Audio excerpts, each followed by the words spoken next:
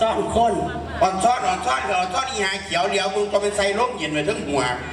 มันบ่แม่นร่มเย็นบ่แม่นร่มเย็นเองประตูโค้งพระกระเพาะหนามันคือพระสังกัดใจอุ้ยยังไงมันคือสังกัดใจเถาะคืออย่างหนาแล้วคือพระพุทธรูปหินปูนโยนนี่ทั่วมูนาคือพานั่นพานี่คือน้องมาบางนาแต่ของบ่หญิงกระสร้างกูลอยไหมแพ้ว่าว่ามันพายุไล่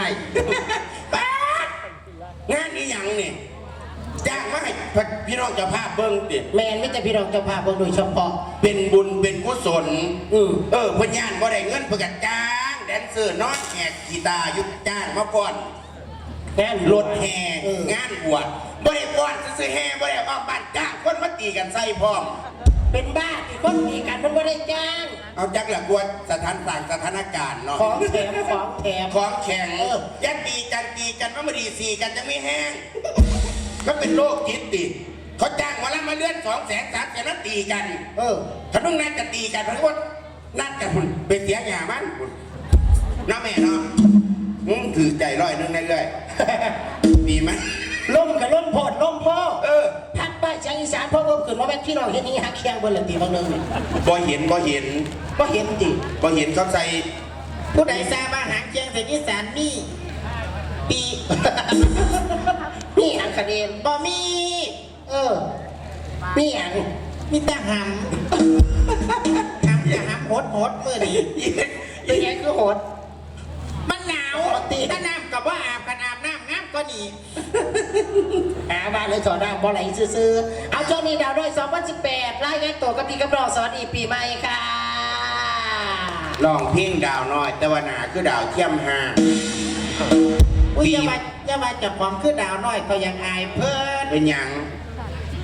มันบอกคือดาวนอกไม้คือยังอีมึงวิ่งกลุ่มดีเอ็นแม่มันมาเบิกมันเก่งแม่มัน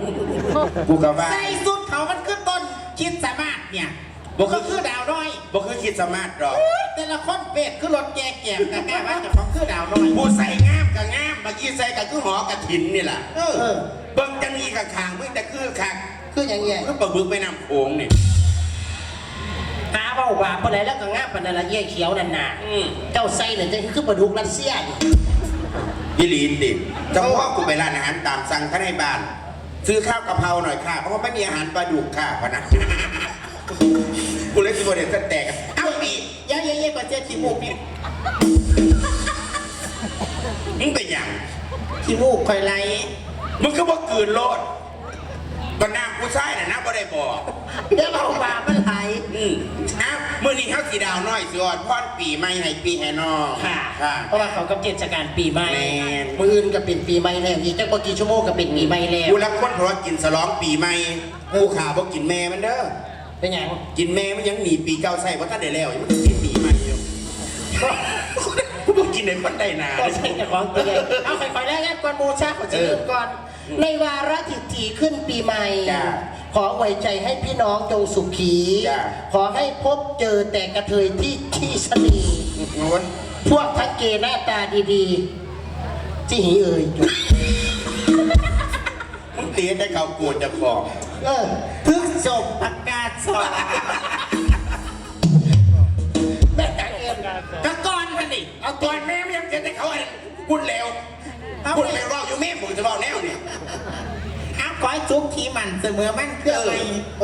ความเกลียดแย่ไหนความไข่ยันสุมีเท่ท่าปีนี้ปีใหม่ยาเย็บยาจนหัวคนยาชีติดหนีให้ไส้ยาเด่นไพ่ให้ซื้อเลขเล่าขอบคุณค่ะคุยไม่บอกครับก่อนถึงจะของแต่ติดหนีให้ไส้แม่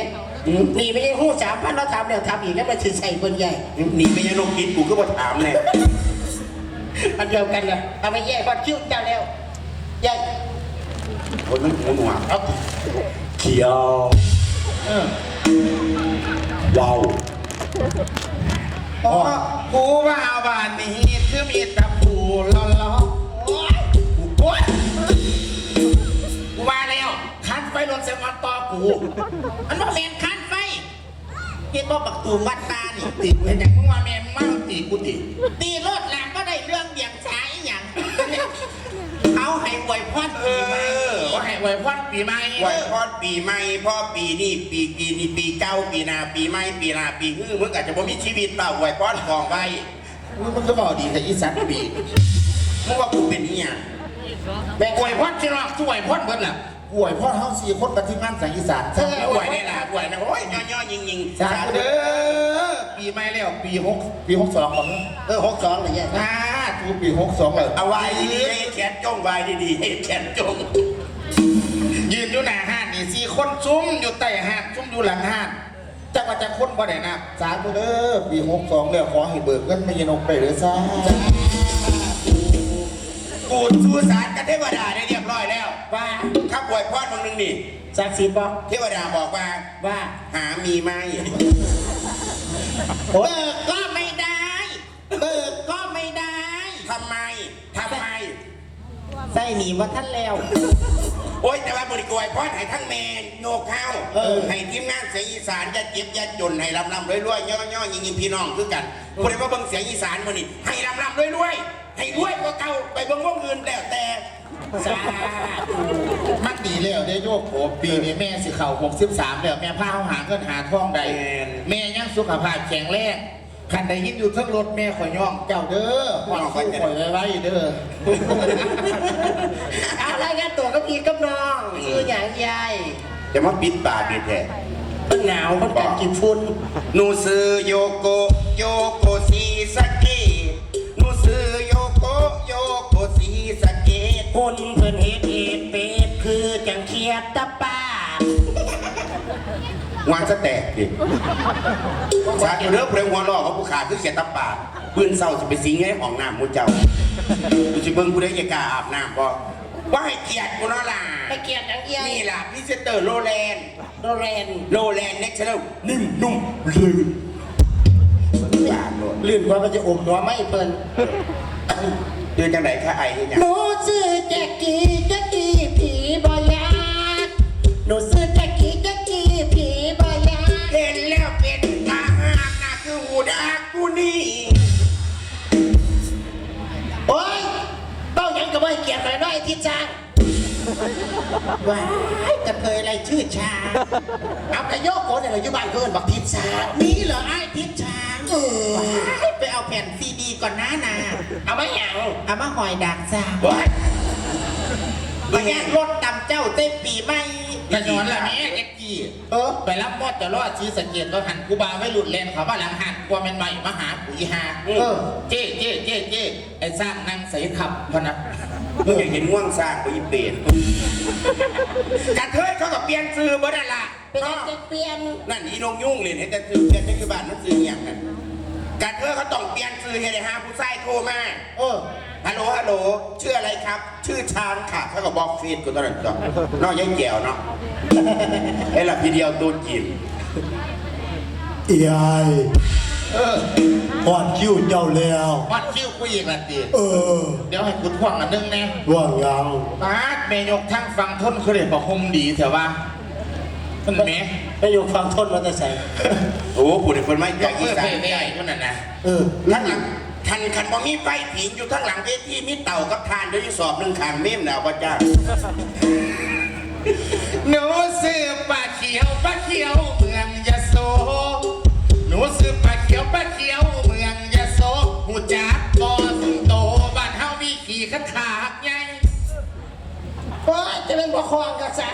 บ้านก็มีขี่ขันขาดมาอยู่สอนแถนแหม อ่างตัวหุ่นเจ้าของก็ขี่ข้างข้างกับชาวขี่ข้างข้างรถติด ยายบริมีแต่ขี่ขันขาดเด้อ นี่อย่างไรใหญ่ อนุสาวรีย์คนเนรคุณ นี่อย่างล่ะ กล้องขอหน่อยค่ะแม่ โอ้นี่ตีกล้วยบักท่อจะต้องมาแท็กซี่ มาแก่นะ หนูชื่อป้าเขียวเมืองยโสนี่คือป้าเขียวเมืองยโสหน้าคือบาดแดงโมตกโลก อีหามึงบ่ให้เกียรติเขาเนาะ ไม่เกียดกันเลยใหญ่ บ่ให้ ซ้ำ เกียร คื ติ อคนมามีการมาต่อยอด เพิ่นเป็นดาราได้นี่ เขาด่าท่านอย่าง ดาราแล้วน้องออกรายการเลยค่ะจักเขาสิออนแอร์มื้อใดจะเขาเลือกทีมถิ่มแล้วก็บ่จักให้ทองคำมารับฝังมุก เพชรฝังเพชร ฝังเพชรนะคะนี่สาวเมืองยาสูทรเพิ่นแต่เพิ่นแต่งตัวคือบังไฟโหลดได้เป็นตะเลิดตุ่นนี่แม่เอ้ยเป็น บ่ได้กลับบ้าน10 ปีละ เอาเราคือบ่มีบาท ผิดกับพ่อ ว้ายบ่แต่ยังไงคนเทียนเราคือผิดกัน พ่อให้เป็นพระแดงที่ปอบเป็นเถียงเป็นแต่นั่งไอเนี่ยพ่อเป็นเบาหวานอีแม่มือนั่นเบาหวานคือยูโรตัดแม่เอ้ยโทษหาบุได้กับอะไรกูบอกหลายถ้าเราเป็นเบาหวานย่างกายตั้งแต่หูดบังเล็บแมวใส่กระเป๋าเสือไปนั่ง เขาไม่แก้ได้มาแย่ แก้ได้แล้วน้องเสียบางหูก็ใส่สูตรนี่แหละเกี่ยว เอาผู้สุดท้าย เอาแล้วเราบอกเอามุ้งโหลด เขาห่มมากกันแต่สิบ่ฟัง มาแห้งยุ่งกันละทีมันจะขึ้นยัง ก็คือผ่าแพร่บ้าหรอกคือไดโนเสาร์ผู้กุมเข่า อย่าว่ามันเก่ากุ้งเน่าไม่กินอยู่ดอกมื้อนี้ ไว้แสบก็อย่างบอลเนาบอล ปากเสียกุ้งเน่าจักไหนกุ้งแห้งมันหนังบ่แดง เอาว่าแล้วแม่ หนูซื้อน้องเอ็นหนูซื้อน้องเอ็น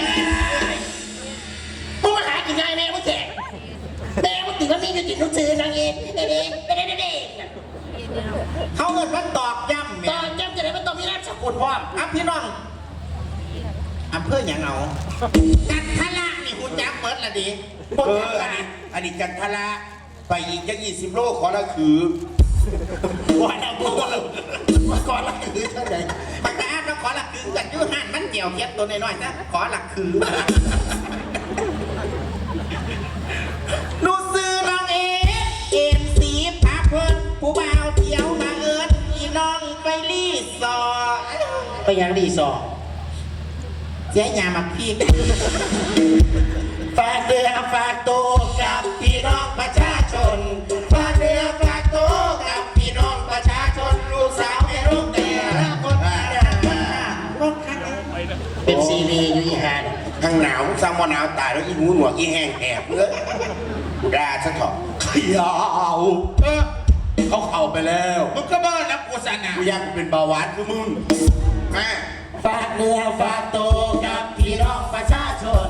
ฝากเนื้อฝากตัวกับพี่น้องประชาชนลูกสาวแม่ลูกแต่ละคนทหารบ่ค่ะบ่ค่ะ ไปห้าวเขาเมมมันจังอุ่น ปาดคนโบราณนี่ คนละแม่ ที่สังเกตเรื่องคนบนจังหวัดเนี่ย นี่ จะเข้าใจว่าเป็ดมาขอส่วนบุญตี ใส่เราคนอะไรอยู่ศรีสะเกด นี่แล้ว นี่ติคนศรีสะเกด จ้า เอ้ยกูหายปฏิกระหันไปเกิดศรีสะเกดแล้วจ้ะ ยายเขาไม่ได้เกิดรอมูลก็เกิดอยู่ฐานที่รถห้องนั้นจะแตกดิกูมาอยู่ที่สะเกดอ่ะ อากาศกำลังอุ่นสันเดย์ เออ ได้นั่งเบียดเสียดกันบางนึงหันเขามาสันบอกแปลกๆอยู่ อย่ามาหุ่นต่อแม่ ฮะอย่าส่งหนาวขึ้นอะไรนี่กันนะ หุ่นแหละเจ้าเสียคนอยู่ที่ตัวใหญ่ปันนี้เนาะ คุณวินแม่โยนเป็นหนังหมาได้ดิเขาเรียกเสื้อคนมิงช็อตเป็นเครือคนจามาลีจากเครือเขาทิเบตวันนี้เนี่ย บ้าเขาจะไก่ มานี่ นี่อย่าง ลงมานี่ ไม่ได้พ่วงมาได้เงิน มาเบิ่งพระเอกนี่มาเบิ่งพระเอก สะอ่อนเนาะ อุ้ยนางบ่พวงมาไล่ข่อยลูกไผ่ข่อยให้ได้นี่ นี่ง่ามแห้ง หยุดพวงมาไล่น่ะให้แม่ซะก่อน จ้า สู้ถ้าเอาพวงลีด แม่ อย่าไปเด้อป้าเด้อแม่สิบอกให้ เออ เนี่ยพวงนี่เบิ่งคนนี่สมบูรณ์จังสิมันสิได้ใส่ดอกไม้หลายเติบอยู่ได้พวงข้อมึง แม่คันว่าคอยตายเจ้าย่านั่นเด้อ ฮะ เจ้าย่าบ้านเขาตก บ่ทันได้เว้าเรื่องตาย เนี่ย บ่ได้เว้าเรื่องตายเด้นี่ เอาพวกนี้จะตายตัวผู้ใดเอาพวกนี้มาจัดงานวันเกิด เอาแม่ซะบ่แม่เอาแม่สิจัดตอนรับปีใหม่มาเบิ่งพระเอกมาเบิ่งพระเอก สะอ่อนพระเอกเนาะ ใส่พระเอกป้าโอ้ เดี๋ยวลาถือไว้ก่อนเฮ้ยมึงอย่าหันทางดากไปตรงเรา นี่แหละ ขึ้นสิเปลี่ยนมาจะเพียว่าถุงน้องนี่ลงทุนจะเปลี่ยน นี่โอ้ยเบิกก็ได้ก่อนแน่ขอนั่งอีกจนเขาบอกฟีดเขาเบิดเลยเนี่ย เนี่ยใส่คือว่าพวกมาไล่หนาหันมึงได้หลายเง่าขับกว่าผ้าป่าร้อยฟ้าแท้ ได้กระจ้างเล็บค่าเขาเย็บกู้เดือนละ300,000เส้นไหวเลย ว่าเป็นหนามาตีไอ้ อ่ะ มึงเป็นหนามาตี พวกมาไล่หรือเปล่า โอ้นี่บอกพระเอกพูดเลยว่าเสียงอีสานห่างพ่อแม่ได้แม่ลบชักลบประมาทย่างเนี่ยคือเก้าเบิ้งพระเอกคนนี้มีแต่ผู้อังเนี่ย นะ อ้างมาเสน่ห์ บอกดีๆได้อีหยังอัง ต้องมาไล่ หนาเพื่อนบ่ได้อังดอกหนาเพื่อนออริจินอล พระเอกซื้ออย่างจ้า พระเอกเข้มข้นเสียงอีสานครับ อ่อนซ่อนพระเอก เข้มข้นหนาหวานเป็นตัวตัวน้ำตาลกับมันซองอุ้ยมันเด่น ประเภทพระเอกเข้มข้นหนาหวานก็ต้องห่วงอีกแกเลยเฮ็ดของบาทให้เขาเราซองอยู่บ้านพายุกาฬสินธุ์นี่บ่ได้ซื้อน้ำตาลแม่ได้กิโลเดียว มันเป็นอย่าง เปิดหม้อพระเอกไปยิ้มใส่กระบาล กระเจี๊ยบโคตรดอก แม่ยุ่งยากใจเบาหวานขึ้นคุณพระเอกคุณอ่ะ อันนี้พระเอกอย่างจ้า พระเอกยอดไฟเสียงอีสานครับ อยากเป็นง้อแม่ไปกินยอดไทยเดียว โอ้ยอีว่าแม่ลูกอ่อนมันจะเป็นว่าแม่ไปไหนพระเอกคู่ไหมพี่แม่ แมนกูมีดคู่ควรเพื่อนแหละ ไอ้พระเอกคู่ขวัญ ค่ะ เพราะเป็นผัวกับเมียกันตัว คือว่าจังสั้นเลยนี่ จักแนวก็เห็นกันส่วนกันจะขวางเราไปหาซื้อสูตรมาตัดสูตรใหม่ต่อป้าคนบ้า เขา เว้าอีหยังเขาก็เว้าตัดทางเขาคักเนาะ เขาสั่งงานสั่งการ เออ เขาได้เงินมากัตัดชุดตัดหยังให้พี่น้องเบิ่งสวยๆงามขันว่าจะเบิ่งสองสวยของงามเขาพาได้ที่ว่าตัดตัวปอบมาล่ำน่ะ แม่แล้วสู้เดี๋ยวกูจะลงทุน นี่ขันจะพูดอย่าบอกพื้นกูกี่ตัวเว้ยกูเมื่อยแล้วตนหลวงพอ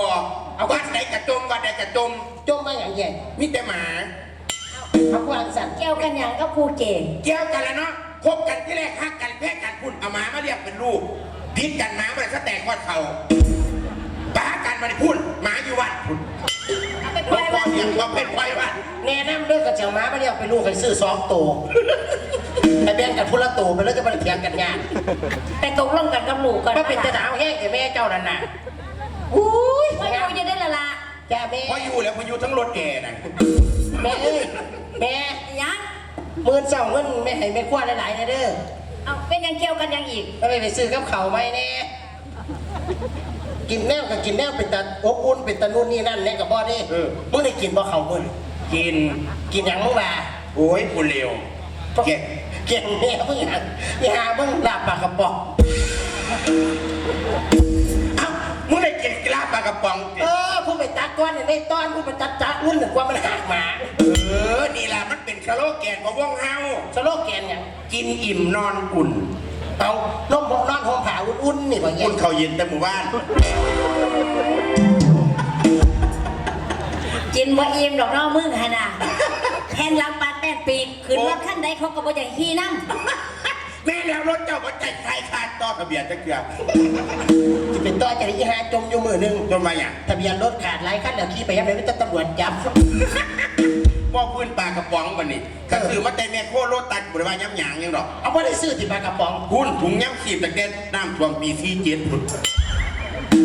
มันคือน่านเบิดแต่สั่น โอ้ย มันจังนึงเฮ็ดดีอยู่เด้ เป็นยัง ไม่หู้ว่ามาแม่สูมากินลาบหมูฉันว่าบาดก็เลยว่าแม่เจ้าภาพเอาหมูมาให้ตีบอกว่ามีหมูโลนึงพาไก่เสียฟักโค้งไก่เสีย4 โลมาสั่น แซ่บอยู่ดอกคิดยังกระแซ่บมึงจะตีอยู่ตีกินคือจะของงามหลาย อุ้ยแซ่บกันแซ่บนนก็ขึ้นปลาแดกบัด เป็นยังไง ปลาแดกนวดๆปลาแดกนวดตัวแม่ปลาแดกเสียงอีสานน่ะปลาแดกแซ่บๆมันเอาไปขายปัดซุกหนอนหลายๆไปหางเคียงเส้นตะบะฮุงเอามันโพดบ่เอา ขาเราเนี่ยพี่นอนไปกะทิว่าพื้นกันดีลา จะนายให้ตะปะเงินกอกเนี่ย ให้เกียรติแม่ให้เกียรติแม่เมื่อหนาวจะสู ป้าเรื่องสังเกตสูตรมุ้ยหมุนจังหลอดเลยยายใส่สุดนี่มันก็นอกจากแท้ จาขั้นหมู มาแมน จาหยัง จะประท่านเห็น จาดี เอ้ย มามันนี่มาทุ่มพระเอกโดยตรง อุ้ย ขัดกระเทยงามๆประยาเสียแขนยาวนี่เสมอหูนี่ชาลมหนาวเนี่ย เสมอหูเสมอ เสมอหูนี่ มูเธอปาดกระทุ่มพระเอกไรทอตุ้มผู้ใด ยอดไผ่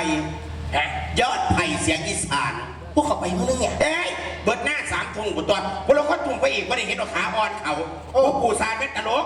ผู้ใดเงินโจกเนี่ยมันพระเอกให้ซึ่งเงินมากกว่าพระเอกว่านั่นนู่นนี่ให้ตายได้ไหมคนน่ะ มาโนโลกเฟรนสัมบูรสิบเทียมัน เว ดี ลาคิดเพียงการสิทุ่มสิยังคนมีสติสตังค์ สติแบบใด บ่เป็นผัวสแตกเขาก็ปนอยู่บ้านพระเอกสแตกเคฟซี่พุ่น ก็ธรรมดาน่ะละยันบ่ได้งานเนาะ บัดนี้สุดเพชรประสันสุดละ70,000 80,000สวัสดิ์สลบกี่พุ่นขันคอยกระบอกทุ่มเด้อพระเอกลำหมู เอาสิไปทุ่มใส่ ลำซิ่ง เอาไปรับสิ่งมันแตกต่างกันมานะยาย แตกต่างเนาะผ่าม่อง2มีกระไดเซิ่งเขา วายเสื้อตอนไหน เดินนั่งเดิน บัดนี้ทุ่มพระเอกยอด ไฟก็ยังจังมึงบ่ยาย เขาพากูไปลินเสียวคนแล้ว เล่นเสียวเขาใส่ซอกข้อจะติดใยไปเห็นยัง มันมาหลอกข่าวพากูขี่รถพาไฟแดงมือหนึ่งขี่อยู่สันกันรับเปล่าอีปอบเป็นยัง หามีชีวิตไหม กูจะมาตกสัตว์แค่ละเปล่าตายพุ่นเนาะจะมาชัวร์คะแนนแท้ชัวร์เงินไปใส่ไม่ใช่ประโยชน์เอาเงินมาเองก็คอยซื้อลอตเตอรี่ซื้อเลขซื้อเบอร์หวังดวงหวังรวยน้ำลอตเตอรี่ โอ้ซื้อเลขซื้อเบอร์ก็มึงเล่นเล่นออนไลน์กันซื้อเลข เล่นเบอร์ชัวร์ โอ้ตายหงตายห้างวันนี้ได้ตัวใดค่ะ เว้ยตัวนี้ได้84 บาท 84แล้ววันที่หนึ่งได้เท่าไหร่ รางวัลที่1นี่ได้3 ล้านบาท พลาดมาได้หน่อยแท้ เอาได้หน่อยต้องไปเดียว โอ้ยใบเดียวที่ตะเกียบบ้านกูรางวัลที่หนึ่งได้49 ล้านบาท เอาขึ้นได้หลายแต่ใหญ่ มันยังพ่อหนี เอาผู้ใดเป็นนี่ พี่นั่งกู ผู้ใดพี่นั่งเก่า พี่นั่งนกนกเฮียยังติดหนีใส่เพิ่นน้ำเพิ่นติ นกใดนกใด โอ้ยนกย่างซุ้มหน่อยไว้นกกับน้องใสดอกลา พี่ว่าเป็นนกน้อย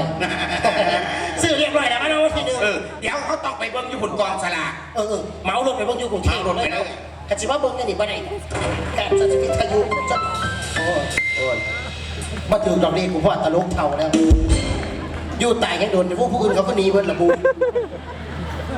คันว่ากูโทรเมื่อบานขาพ่อมึงถิ่มเด้อ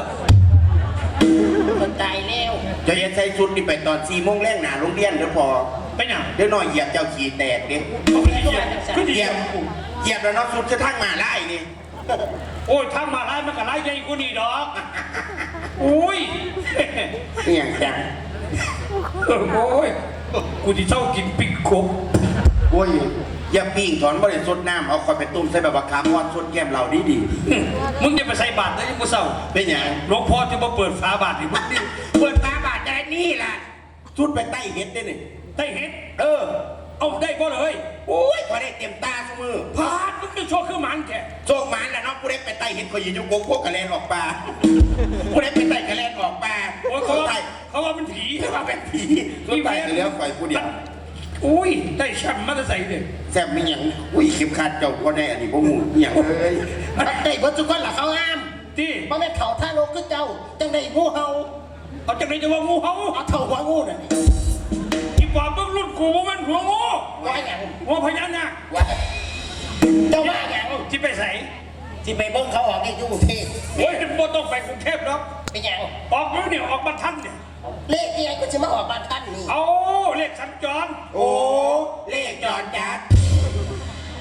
สัญจร เอาติ เมื่อวานนี่มันออกโอ้ยมันก็ออกแต่จะตกเข้ากันแล้วติดเปลี่ยนใหม่ โอ้ยคนผู้เก่าหมุนเนาะก็ต้องใส่คนผู้ใหม่หมุนมันจะออกตัวใหม่ดอก นั่นแล้วสิบ่ออกอยู่นี่มือนี่ โอ้ ขอได้เด้อ ขอเหี้ย จับลูกบอลให้เนี่ย เอาจับลูกบอลจะไหนมาคอยมามือประตูได้นี่ เอาจับลูกบอลออกเลขกันแหม เอาพอเขาว่าเขาสิตีบอลมาแม่น บ่ ไอ้เจ้าไหนขันจับลูกบอลเนี่ย ให้ผู้เจ้าจับ โอ้ยจับลูกบอลใส่ชุดเป็นนั่งธนาคารพ่นลูกบอลรางวัลที่1ที่2นี่เป็นสวยๆนี่ไหม คุณนางงามจะใส่ชุดขึ้นสีน้ำฉันดอก เอ็ดอาลาดเป็นอย่าง ก็เป็นบ่ได้จริง เป็นอย่าง เฮ้ย งวดก้อนนั่นเรียกหกกับเด็กเก่าตกลงกันว่าท่านได้อยู่ โอ้ยซุ้มซื้อเลขว่าถือมากระเบ้าไปมโนไปสลัดไปได้จะแบวชุด ป้ากับเบลสุดได้ เป็นกระเทยขึ้นไม่เล่นไม่พักเป็นอย่างแม่หาผมเห็นของผู้บ่าวสักหน่อยผู้รุ่นเดียวกันก็เอาผัวบนดอยส่วนเรานักสาวบอยความกลัว ตักแก้วหลังครับผมมาตักแก้วหลังครับตักแก้วหลังครับผม สาวสิตำเกี่ยวแม่มึงอย่างใหญ่ โอ้ยแห้งแหบมึงเอ้ยเด็กน้อยเขาเท่าเงียวใส่บอลขาต่ำแก้วแกะแกะแกะ อาหกจับใหญ่ เนี่ย สมัยนี้เนี่ยเขาไม่ได้เรียกว่าตำแก้วเรียกจังสีน่ะมันเชย เขาเอิ้นมาอย่างคะ กำปั้นทุบหมอย ว้าวบอแมนเดี๋ยวสมอบเพื่อนี่ให้นักศึกษาสาว มีโบนัสศึกษา มีขอแจกนักศึกษาหน่อยเร็ว คุณสมัยสู้มือนี่75 ปีก็เป็นนักศึกษาเด้อ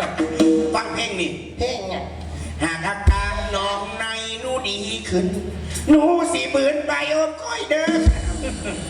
โอ้ยสู้ยังไปยืนอยู่ข้างวัดเด้อ เร็วแม่ จะเป็นนั่งใส่มาเป็นหยังดอก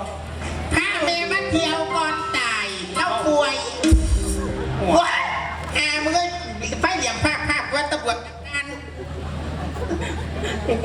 อะไรกันเจ้งอะไรเจ้งตัวจะเป็นคน ป่วยเอาไปมากกูไล่ติดป่วยอีหลีดอก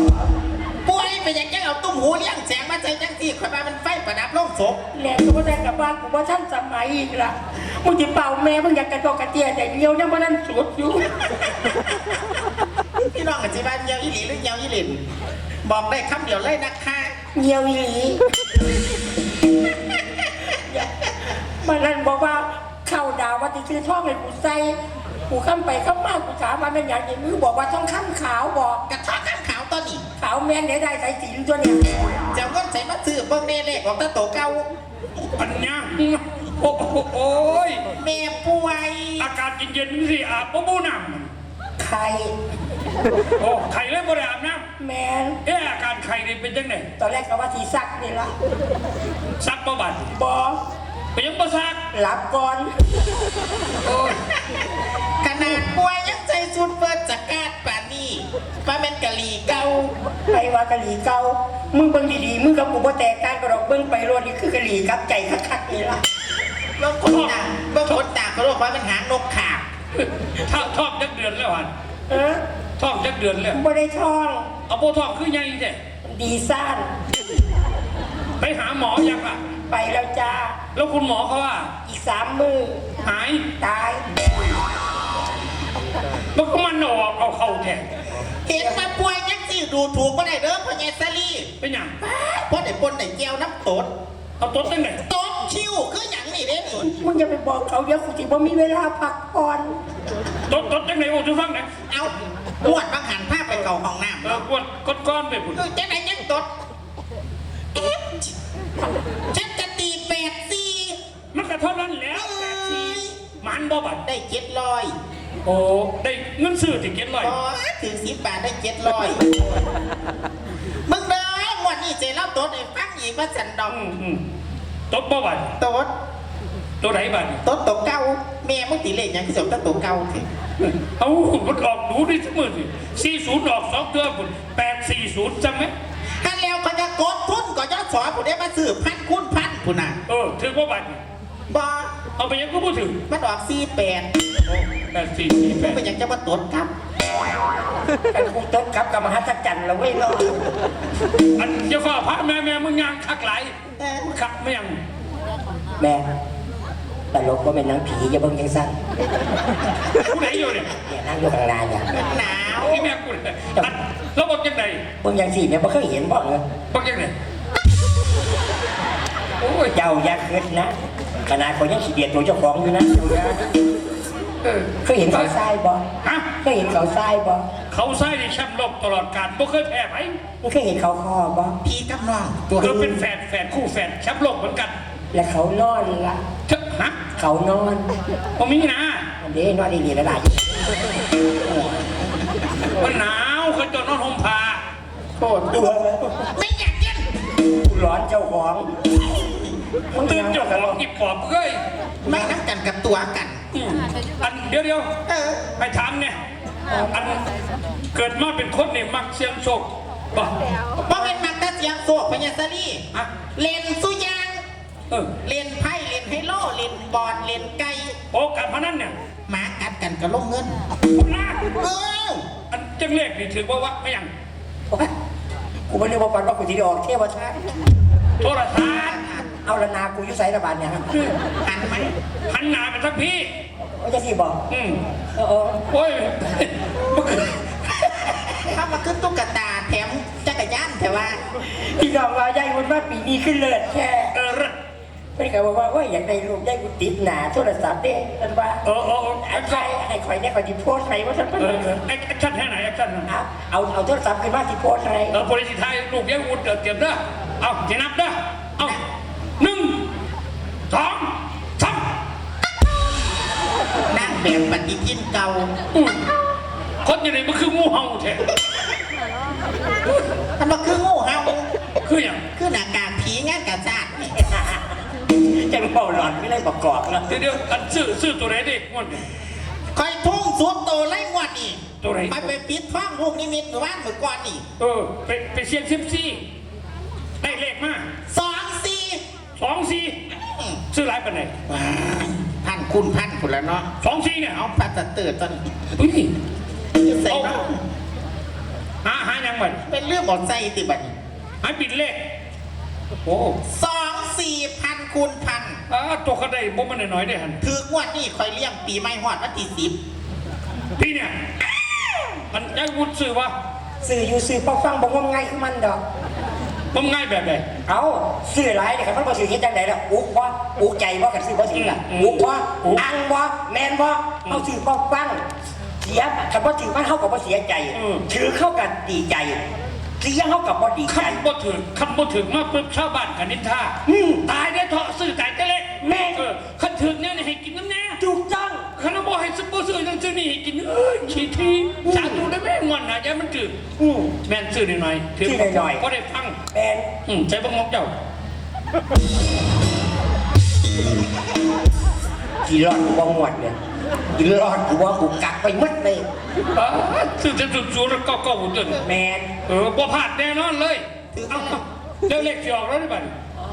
ออกเข้าใจ ออกอยู่นี่แล้วออกอยู่นี่ออกอยู่นี่เลยซ้ำไป แสดงว่าไม่ต้องไปกรุงเทพเป็นปะ ไม่ต้องเลย แม่เลย ก็ต้องเปิดโทรทัศน์ก็ต้องเปิดวิทยุบังกันจ้าอยู่หน้าห้านเอามาพนักงานครับเชิญครับออก ปลา ได้ แดกกับปลาแดกปลาแดกนกน้อยค่ะปลาแดกขายปลาแดกใส่หนีซอยแม่ค่ะปลาแดกค่ะใส่หน่อยแซ่บหลายค่ะใส่หลายเข้ม มันอีเขียวหูหนวกมันมาขายปลาแดก มาขายไปแล้ มันบอกขายแต่ปลาแดกเนี่ย มันขายยังไง ขายหมกหม่ำพร้อม ขายมกมันดูใส อันนี้เรียกโยนหมกหม่ำมันเนี่ยโอ้ยมันผดก็เหลือเถอะ มันบ่เมียนบกมัม ไม่ยังไง อีปะนิ่นบาลามีหลายแต่ได้ดิเปเอเลียดยังเสีย โอ้ย พวกเจ้าผมมีบรรยาทสื่อมาแน่หนังสือสมบัติผู้ดีเนี่ยอย่าบอกให้จมูกไหล ไม่ยังเลย เป้ามาได้จังไดมกหม่ ก็หมกหม่ำเนาะ ำเบิ่งคักๆป่วยสิอ๋อบ่แม่นมีปันนี้มันคือ คือหยัง กระมมหำ เจ้าหัวเป็นไผเนี่ย ไปไป สาวยโส เราจะสูง เมืองบางไฟโกแตงโมหวานกระเทยเป็นญาติกับแม่นมันนี่ล่ะ เขียว ว่า50 บาทก็ เอาอันเขียวจะซื้อบอลถามราคา อยากถามว่าจะไปขายที่ไหนสิไปขายใส ขายเป็นขวดได้ของว่าแต่ขายเป็นไฮ เอาโอ้ยบอกเรื่องมึงไปเรื่องหนึ่งเนาะหากินทีมึงเอ้ยบอกเดี๋ยวจักซะ ว้ายผ่านพัดแต่ไล่ยางดีเด้อประเด็นนกน้อยเนี่ยผ่านหอดเมืองท้องท่านี่เหมือนเด้อค่ะ เอาสารมา2 ขวด นั่นเอื่นเรียกว่าสื่อจะเอื่นมันยังโอ้หมา แม่งบอกกูได้เป็นหมาเลย ว่าท่านถามเด้อ อย่าบ้านทางพ่อพี่แม่ก็ได้เลย ไอ้เหี้ย ระหว่างฉันงาม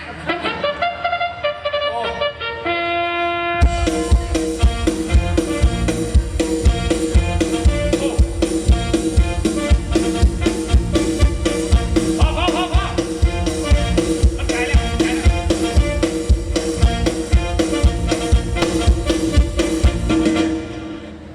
นั่นข้าพต่ำกันกระบู้ยังหยุด ถ้าเจ้ามาขายบักแตงจริงตี อีนี่กระไรมึงกระไรไม่ยังเนี่ย เข่งทึบแสง แข่งทึบแสงทุกอุปกรณ์ออกเลขอุปกรณ์ออกเลขนี่เป็นพนักงานธนาคารนี่ถ้าเก่าก็มาโปร่งแสง โอ้ยอันนั้นสลากกินแบงค์เขามากูสลากแบงค์กิน พนักงานธนาคาร จ้า ธนาคารไหน ธนาคารนกน้อย โอ้ยบอเมนดอกบอเมนเนี่ยสีฟ้าจังสิต้องเป็นธนาคารกรุงไทยไว้กดบัตรคนจน บอแมนธนาคารนกน้อย โอ้ยอย่าว่าธนาคารลงน้อยก็สูง เนี่ย เป็นยัง มันติดแบงค์ดีด ช่วยโอ้แสดงว่าพร้อมแล้ว พร้อมแล้ว ลูกบอลครบ จ้ะ เอาพนักงานทุกคนเตรียมตัว มาลาดวงดอกไม้มาลาดวงดอกไม้มาตั้งไว้หน้าโรงมึงบุญเมมอยู่บุญ ผู้ใดตายอยู่เนี่ย เขาที่ออกเลขไม่ได้แข่งสารพันเอาคือว่าสารพันเตรียมตัวก่อน พนักงานเตรียมตัวพนักงานเตรียมตัว โอ้ ลงทอไหลกับหูอื้อ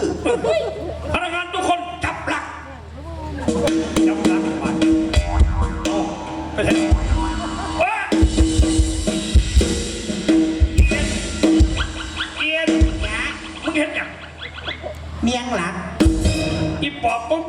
งหนาว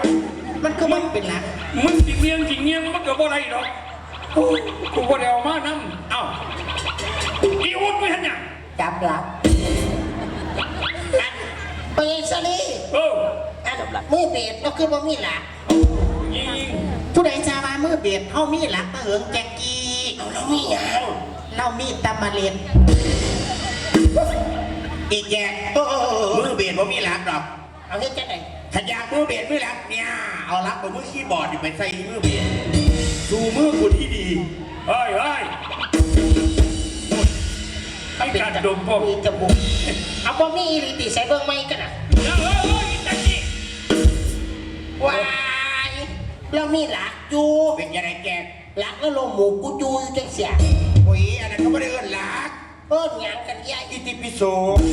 ลักเอาแบบนี้ไปยัง อิทธิพิโสกับบ่แมนหลักกับบ่แมน ไม่ยังกัน เต่างอย เอาจะไหนทวุฒิ เอาหยังวุฒิ เวลาพ่อจะเป็นอย่างมันหนาว อีปอบอ่ะพลังงานคนลูกบอลเตรียมตัวแล้วพี่น้องนะไปเห็นเหล็กตัวใดชื่อไว้งวดที่บ้านอ่ะพลังงานโชว์ลูกบอล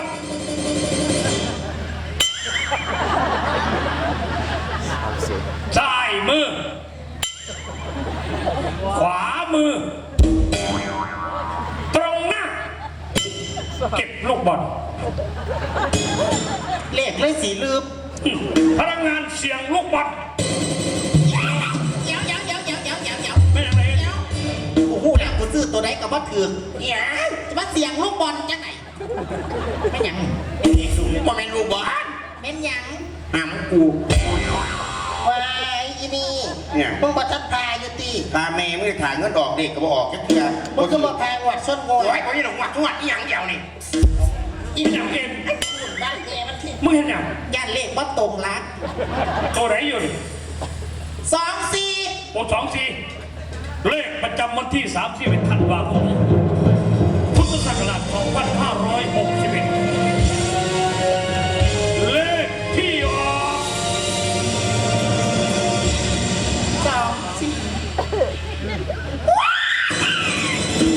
ไม่หยังล่ะเอาอีนี่คือยังคือตุ๊กตาหมาแต่ว่า ถึงเลขถึงเลข ถึงเลขมึงเห็นอย่างบัดโอ้นี่ยังบอก ฮัลโหลร้านเบียร์บ่จ้า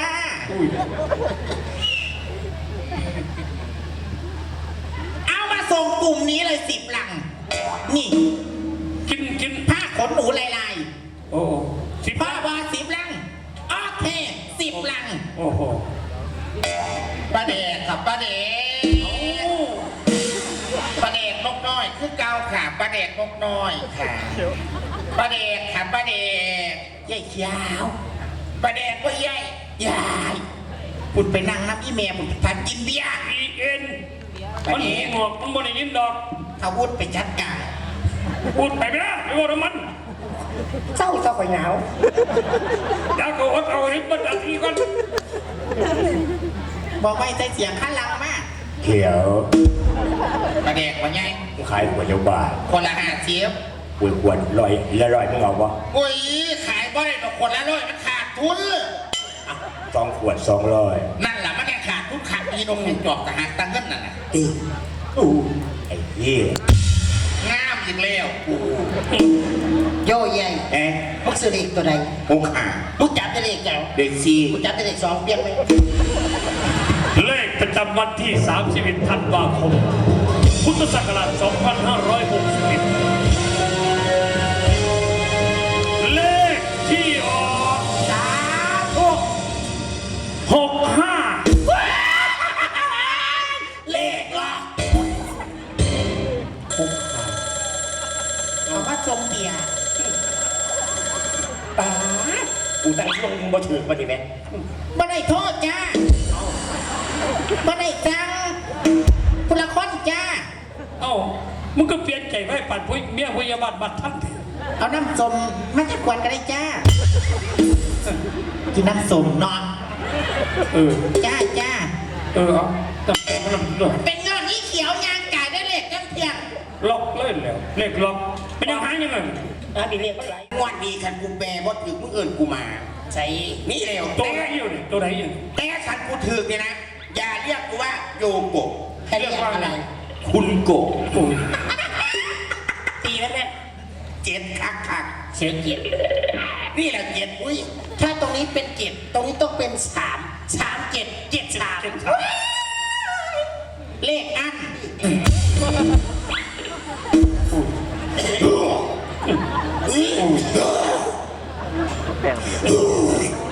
แจกแจกไม่อัน อันยังไงกูว่าบังไฟยาโสธร จนว่าผมน่ะพาคุณอยู่แม่ เลข3 ตัว เลขประจำวันที่31 ธันวาคม พุทธศักราช 2531 เลขที่ออก ขายประเด็กว่าหมากูขายแม่น้องตำรวจบ้านตำรวจมาค่ะ ตำรวจมาตำรวจมามาเด้อตำรวจมา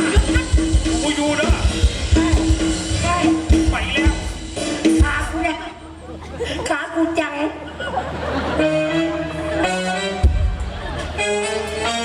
ตำรวจไปได้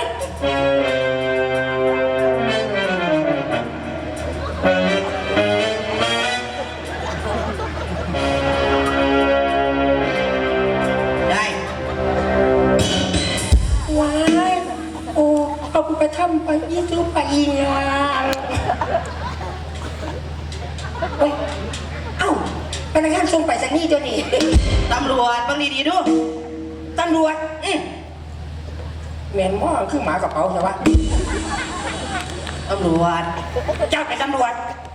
โอ้ข่อยเสียได้คอนเจ้าสิมาเป็นตำรวจนี่เจ้าเคยขายขนมครกมาก่อนเป็นบ่ อ้าวดู เจ้าเป็นคนแค่